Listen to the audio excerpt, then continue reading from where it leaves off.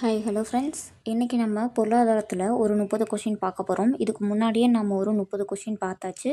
So அந்த வீடியோவை நான் கீழே பின் பண்ணுறேன், நீங்கள் போய் பார்த்துக்கோங்க. ஸோ இன்றைக்கி ஃபஸ்ட்டு கொஸ்டின் என்னென்னா, செபியின் முக்கிய பணி என்ன? ஆன்சர் வந்துட்டு ஆப்ஷன் பி, பங்கு சந்தையை ஒழுங்குபடுத்துதல். அடுத்தது நபார்டு நிறுவப்பட்ட ஆண்டு அப்படின்னு கேட்டாங்கன்னா 1982 தான் நபார்டு வந்துட்டு நிறுவியிருப்பாங்க. அடுத்தது இந்தியாவில் வறுமை கோட்டை நிர்ணயிக்கும் முக்கிய அடிப்படை என்னது அப்படின்னு கேட்டாங்கன்னா ஆப்ஷன் பி, நுகர்வு செலவு. அடுத்தது இந்தியாவில் பொருளாதார வளர்ச்சியில் அதிக பங்களிப்பு வழங்கும் துறை என்னதுன்னு கேட்டாங்கன்னா ஆன்சர் வந்துட்டு ஆப்ஷன் சி, சேவை. இந்தியாவில் பணவீக்கம் அளவிட பொதுவாக பயன்படுத்தப்படும் குறியீடு என்னது அப்படின்னு கேட்டாங்கன்னா ஆப்ஷன் பி, சிபிஐ. இந்தியாவில் வேலைவாய்ப்பு கணக்கெடுப்பை நடத்தும் நிறுவனம் என்னதுன்னு கேட்டாங்கன்னா ஆப்ஷன் பி, என்எஸ்ஓ.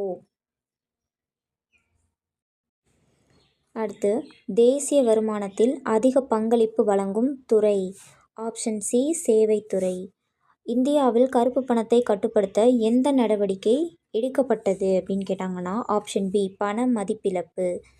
இந்தியாவில் ₹500 மற்றும் ₹1000 நோட்டுகள் பண மதிப்பிழப்பு செய்யப்பட்ட ஆண்டு அப்படின்னு கேட்டாங்கன்னா ஆப்ஷன் சி, 2016. இந்தியாவில் மஞ்சள் புரட்சி எதனுடன் தொடர்புடையது? ஆப்ஷன் ஏ, எண்ணெய் வித்துக்கள். நீல புரட்சி எதனுடன் தொடர்புடையது? ஆப்ஷன் பி, மீன் வளம். இந்தியாவில் முதல் 5 ஆண்டு திட்டம் எந்த துறைக்கு முக்கியத்துவம் அளித்தது? ஆப்ஷன் பி, வேளாண்மை துறைக்கு தான் முக்கிய பங்களிப்பு இருந்திருக்கு, முக்கிய துறைக்கு முக்கியத்துவம் அளிச்சிருக்காங்க. இந்தியாவில் மக்கள் தொகை கணக்கெடுப்பு எத்தனை ஆண்டுக்கு ஒரு முறை நடத்தப்பட்டது? ஆப்ஷன் சி, 10 ஆண்டுக்கு ஒரு முறை. இந்தியாவில் வருமான வரி விதிக்கும் அதிகாரம் யாருக்கு இருக்குது அப்படின்னு கேட்டாங்கன்னா ஆப்ஷன் பி, மத்திய அரசு. இந்தியாவில் நிதி ஆணையம் எந்த அரசியல் சாசன பிரிவின் கீழ் அமைக்கப்பட்டது? ஆப்ஷன் ஏ, பிரிவு 280. இந்தியாவில் பட்ஜெட்டை தாக்கல் செய்வது யாருன்னு கேட்டாங்கன்னா ஆப்ஷன் பி, நிதி அமைச்சர் தான் தாக்கல் செய்வாங்க. அடுத்து இந்தியாவின் தற்போதைய பொருளாதார அமைப்பு என்ன அப்படின்னு கேட்டாங்கன்னா ஆப்ஷன் சி, கலப்பு பொருளாதாரம். இந்தியாவில் மிகப்பெரிய வேலைவாய்ப்பு வழங்கும் துறை என்னது அப்படின்னு கேட்டாங்கன்னா ஆப்ஷன் ஏ, வேளாண்மை துறை. இந்தியாவில் தேசிய வருமானம் கணக்கிடப்படும் காலம் அப்படின்னு கேட்டாங்கன்னா ஆப்ஷன் பி, 1 ஆண்டு. இந்தியாவின் முதல் நிதி ஆணையம் அமைக்கப்பட்ட ஆண்டு அப்படின்னு கேட்டாங்கன்னா ஆப்ஷன் சி, 1951 தான் முதல் நிதி ஆணையம் வந்துட்டு அமைச்சிருப்பாங்க. இந்திய அரசியலமைப்பின் எந்த பிரிவின் கீழ் நிதி ஆணையம் அமைக்கப்படுகிறது? 51க்கு ஆன்சர் வந்துட்டு ஆப்ஷன் ஏ, 280.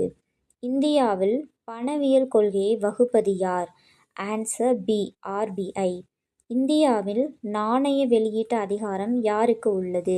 ஆப்ஷன் பி, ஆர்பிஐக்கு தான் நாணயத்தை வெளியிடுறதுக்கான அதிகாரம் வந்துட்டு இருக்குது. இந்தியாவின் தற்போதைய நாணயம் என்னன்னு கேட்டாங்கன்னா ருபீஸ்.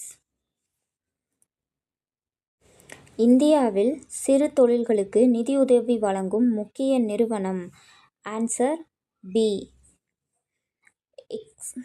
எக்ஸிம் பேங்கின் முக்கிய பணி என்னது அப்படின்னு கேட்டாங்கன்னா ஆன்சர் ஆப்ஷன் பி, ஏற்றுமதி இறக்குமதி நிதியுதவி. இந்தியாவில் வேளாண்மை கடனுக்கான முக்கிய நிறுவனம் என்னன்னு கேட்டாங்கன்னா ஆன்சர் சி, நபார்டு.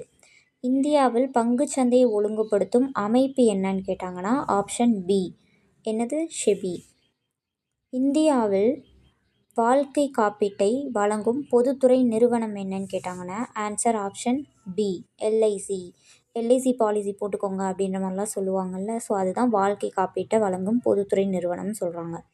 அடுத்தது இந்தியாவில் பொது காப்பீட்டை ஒழுங்குபடுத்தும் அமைப்பு என்னன்னு கேட்டாங்கன்னா ஆன்சர் ஆப்ஷன் பி.